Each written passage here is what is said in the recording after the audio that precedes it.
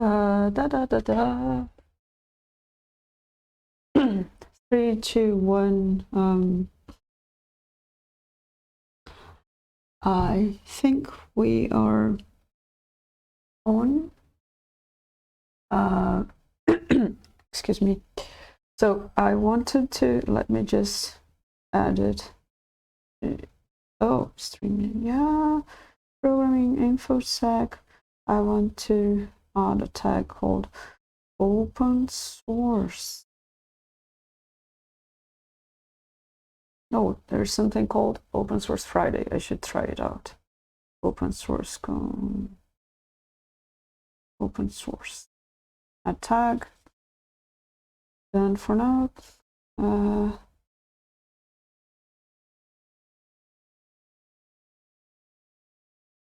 so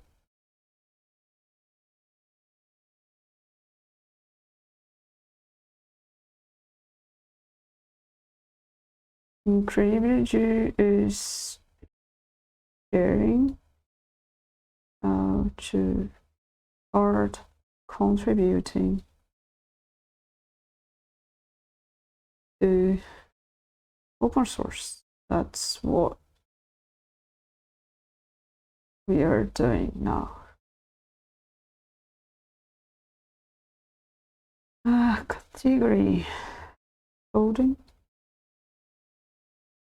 Coding for carrots. All right, I'm not adding a category because this is. All right, this is it for now. Let me just. I will also post this on Twitter because why not? Let's go to Twitter. I miss the folks with whom I would interact sometimes.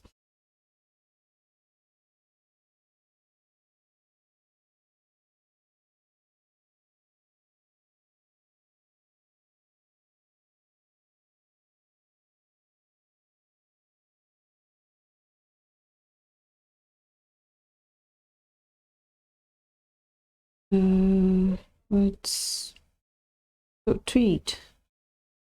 I want to tweet. Why cannot? What's happening? This is what's happening. I have had a couple of folks reaching out, asking questions about how to get started contributing, about the very beginning of contributing to an open source project. So I've decided to open this live to share the first steps with Suricata ideas and Suricata related GitHub repo by awesome Sata. Yeah.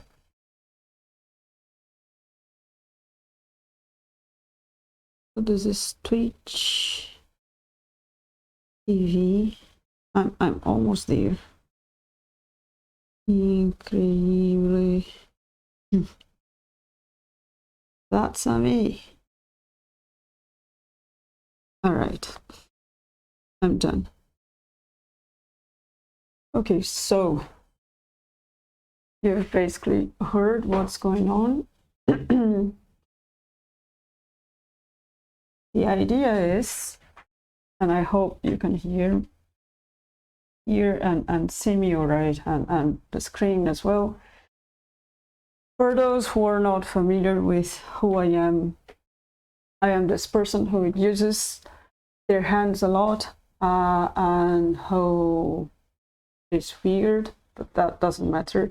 What does matter is that I work for the Open Information Security Foundation, fixing bugs, writing documentation, mentoring folks who are new to our main project, which is called Suricata. And what is Suricata? Suricata is an open source tool for network monitoring, network security, and to help in threat hunting.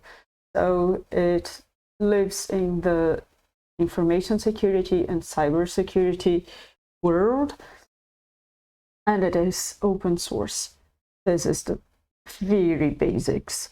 Folks also know me sometimes because I am an Outreach alum, so this means that I was an Outreach intern, and these days, oh, hello, hello Bruno. I hope you find this useful. So these days I'm the Outreach coordinator for OISF when we take part in Outreach, and I am also one of the mentors when we have Outreach interns. And as I said, yes, I am living in Brazil currently. As I said, well, as I tweeted, and you might have listened while I was tweeting, I have had a couple of folks reach out to me asking two very specific questions. So one of them was, how can I get access to your repository? And I will show them how to do that. The other question was, how do I understand? What do I have to do? What lines of code do I have to change when I'm starting working on a new issue? So those are the two main things that I want to cover now. And so let's see if I manage to. So first things first, how do we go about getting access to a repository, right? I'll showcase this with the repository by one of the contributors that we have in the Suricata community. It's Sasha, this person here. And he has this repository with awesome tools that are in the Suricata universe somehow. Yes, so Bruno Bandev, I don't know how to pronounce that, sorry, I hope that's right, has mentioned that it's kind of first steps to contribute in open source projects. Yes, that's it. And the very basic ones, steps that sometimes we just take for granted and we skipped into more complex steps, but these are also important. So that's why I'm doing it, and I hope this is also useful when we are taking part in Outreach again, which will probably be by the end of the year. So this repository by Sasha has some tools that are useful for the Suricata universe, and this could be considered an open source project, right? Because it's shared through GitHub. And if I have some interesting idea of something else that could be added to his list, I could submit a pull request, and then he would check if it makes sense and approve or not. So in order to do that, what I would have to do is fork this repository. This is the best way, right? So I would click on fork, and GitHub would give me some options to customize, name what is my repository name, and add a description if I want to do anything, if I want to add any different description, and which branches do I want to copy.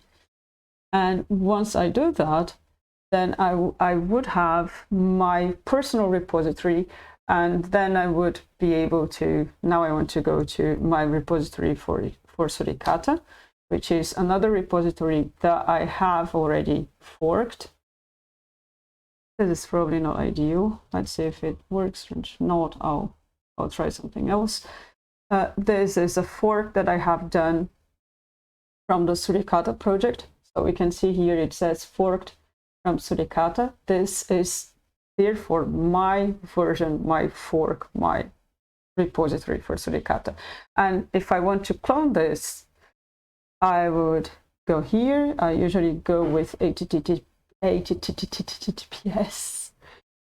and we copy and we open. That's the way I do. There are tools with interface that can help you with that. I'm used to using the command line these days. So that's what I'm more comfortable with. So what's normal to do? You have your folder where you usually store your projects, be those for study or work. Then it's good to create a folder. If this is an organization that has more than one repository, which is common, then you probably would create a folder for that. This will be the demo OISF there, just demo OISF. OISF has different projects, that's why I can do that. And then let's just go there, and we want to git clone. And now what this will do, it will create another folder for the Suricata project. Now if we list, we have the Suricata project here. And with that, we can start. This is already a Git repository. So if I do git log, I can see contributions that are already done to the Suricata repository.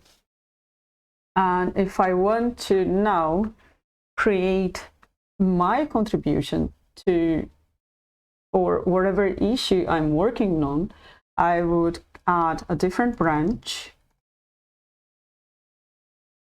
This is the short way to do it. No, this is not the short way to do it. Very short ways to do git checkout -b, and then we add the name of the branch. Usually it's good to have descriptive names.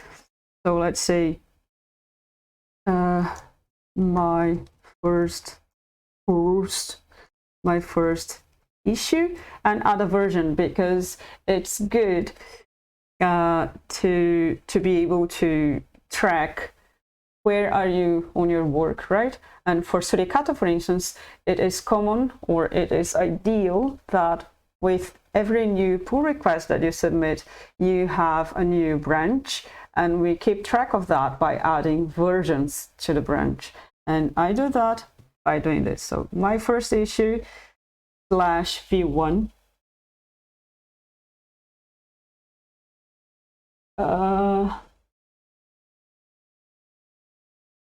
Yes, I am recording. I hope so. I hope I am. Not well, the screen as well. And then I plan to publish this one to YouTube, if I remember to do so. So we do that, and now we have checked out. Here we were in master, right? Now we have workspace, demo, OISF, Suricata, and it shows that we were checked out in master branch. Now we are in my first issue. And this is the very, very basics. We have found a project we want to contribute to. We have forked it, and then cloned and created the branch for us to work on. Once we have done any contributions, let's say, I want to use tick because I'm used to it, but let's try not to. Let's say I found a typo in the README. Tell me there's a typo here. You're happily, that's not a typo. What? There are no typos. No typos?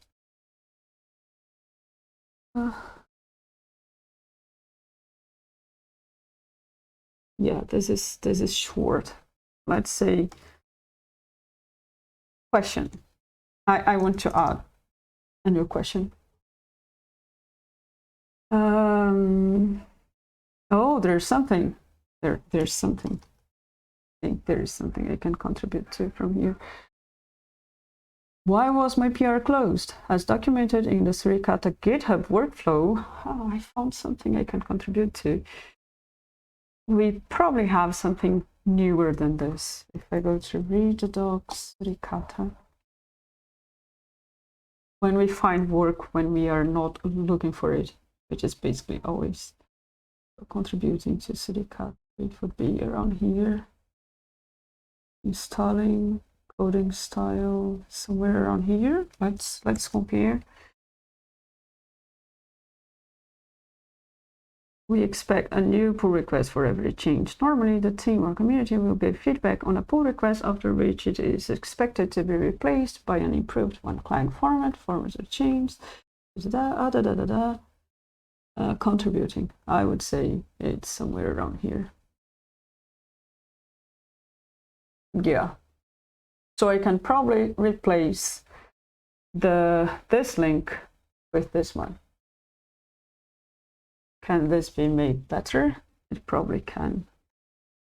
Let's do it like this now, just for...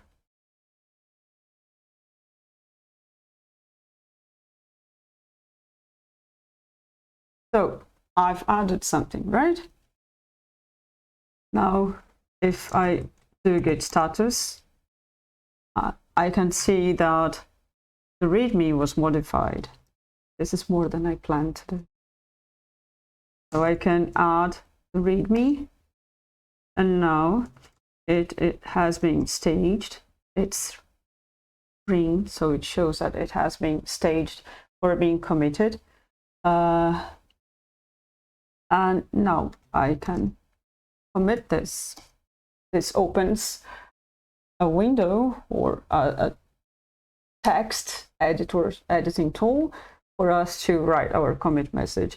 So I know, because I've read the contribution guidelines for Suricata, and this is another thing that you should do for whatever project you want to contribute to. I know how to write a commit message for Suricata. So I know that we like to have the module first, and then use the imperative form to shortly say what we did. So update link to contribution process. We were still mentioning the Redmine wiki. So now we have, here is my commit. If I want this to go to GitHub, so I can create a pull request, I would do git push origin, which is, let me just confirm this, git remote will show all the repositories that I have linked. So I only have git remote verbose. No, it's git remove is not what I want. Yeah, so this is the repo, right? So if I want, I can do like this, git push origin head, because this is the last change, right? Or it could be more direct and do this, and this will mean, oh, I have to add a username. All right, this is something that I will not cover in this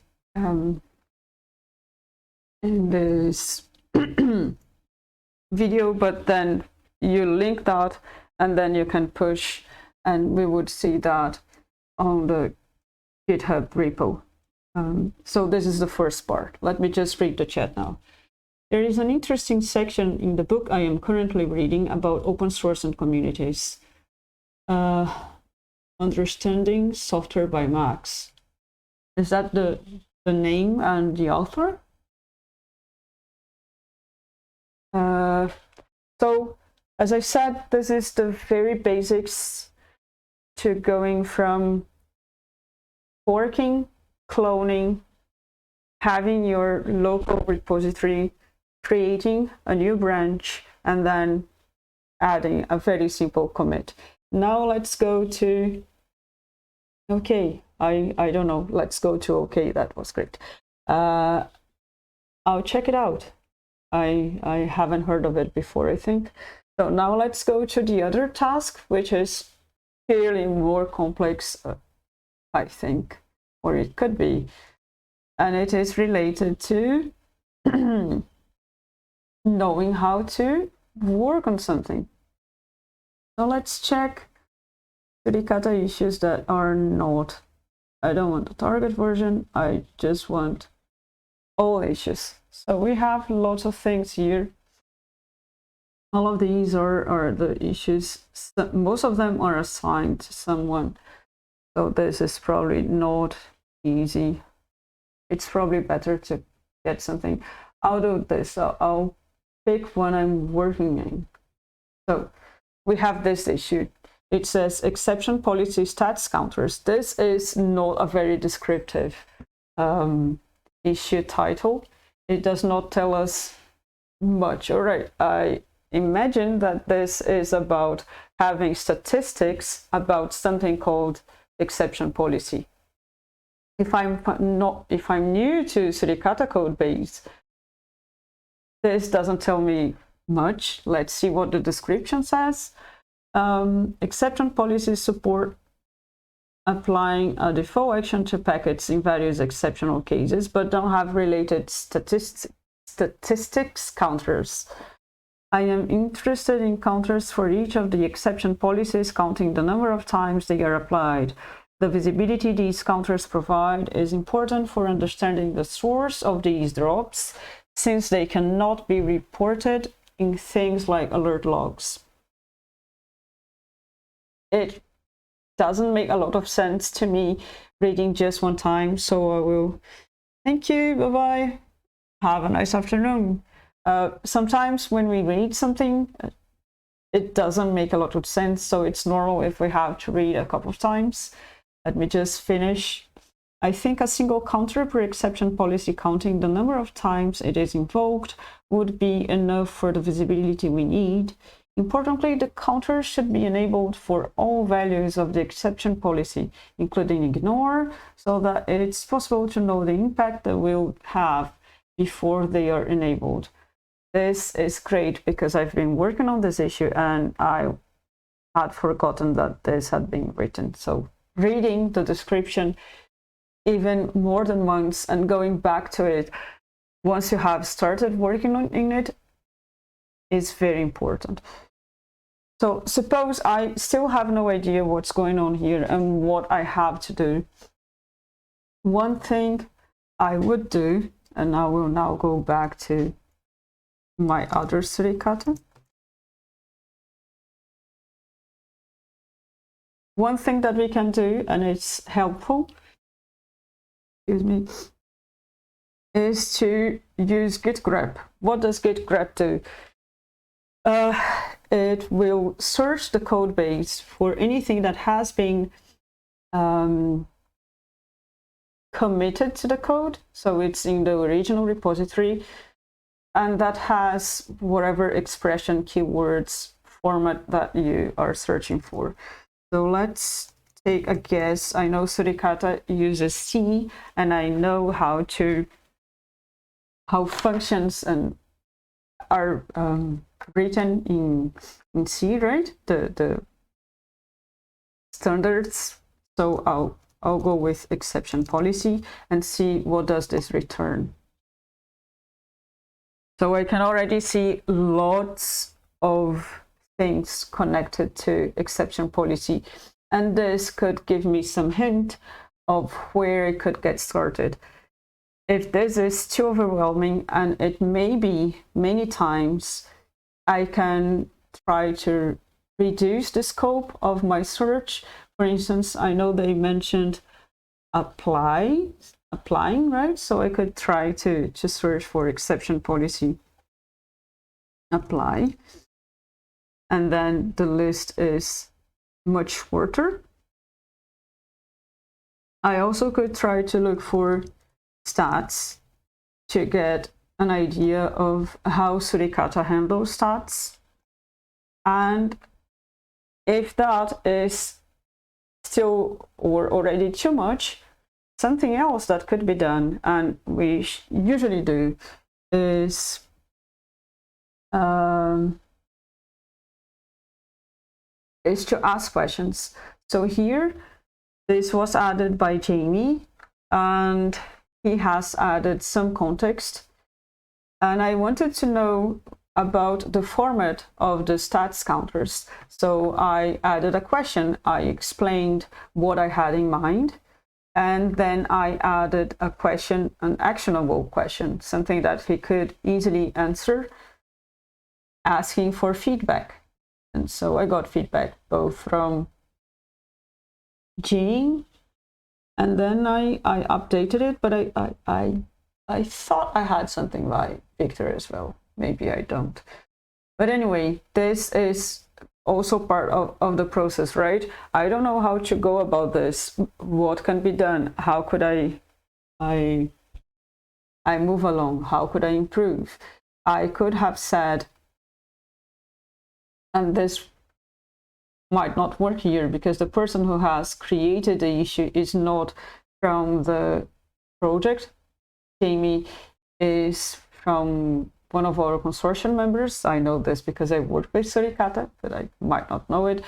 But anyways, I could say, I'm starting to work on this, and I have found, excuse me, I have found that the exception policies are applied in this place and such and such and such. But I'm not so sure what is the best approach to add new stats counters to Suricata. I saw that there's something called stats register, but there are different types. Could you help me figure out what's the best one to be used in this case? So I could do that, because this shows that I tried to figure out how things work, and that I found a place or a point where I need input from someone who knows more than I do. And this is how we can move forward. So what can we do? We read the description a few times. We try to search the code base for keywords that make sense related to the description, and try to go from there to somewhere else and try to create a picture in our heads, right? If there's no description, we can add for more context. Sometimes there won't be a lot of text describing what we have to do, so it's all right. It's fair to ask for more context. And if there is context and we read it and we try to move forward and we found a block, we reach out through the issue or a forum, whatever is more common to do in that community. And we say, hey, I've found this block, I've done this, and now I'm blocked here. What's the best way to proceed? This is also fine. Another way, let's say I have cloned the repository and I don't know how to get started even by finding the issues. Some repositories, and this is a sign that you are going into a community that thinks about newcomers, will have labels like good first issues. So what good first issues are, the name says a bit already, are issues that are better for one to get used to the contribution process of that community, to get onboarded into the code base without having to check many different files, and that are usually simple enough that you won't get overwhelmed when trying to understand it. And usually they might also have a more descriptive text, because we expect them to be worked on by newcomers. So we try to give more context, because we imagine that whoever will work on them is not familiar with the project yet. That's why these are also good places to get started. So they could be good first issues, they could be just first issues, they could be, you could check labels. So maybe there is a label that says beginner, good first issue, you know, and those help you start and navigate. We have this one. I'm not sure if this is descriptive enough or not, but we can see that it says, let's see what it says, run modes. Suricata does not hint anything about missing run mode.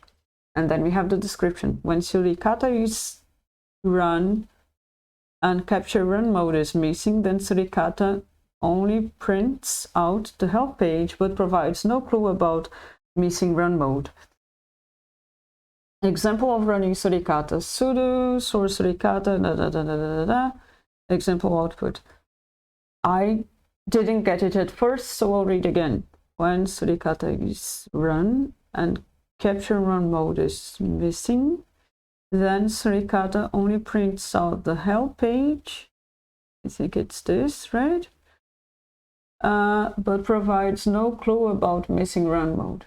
Okay, so I think what's happening here, that Suricata doesn't explain that it's missing some information. So this is about adding information to the output, I guess. I could then say, hey, I'm working on this issue, or I want to work on this issue. Can you tell me what is the expected output once this issue is solved? Because this would help me visualize what is needed. And then I could move forward from there. I think this is enough for today. I really just wanted to give an overview of these two topics that were talked about recently in private, and I thought they were short enough that I could cover in a short stream, and useful enough that they could be used by the folks that I tried to help in chat, and also in the future by newcomers to Suricata when we take part in Outreach again. So I'll probably publish this to YouTube later on this week, and I hope you all have a nice evening, morning, afternoon, wherever you are, and a good rest of the week. That's it for today again, and bye. Thanks for stopping by.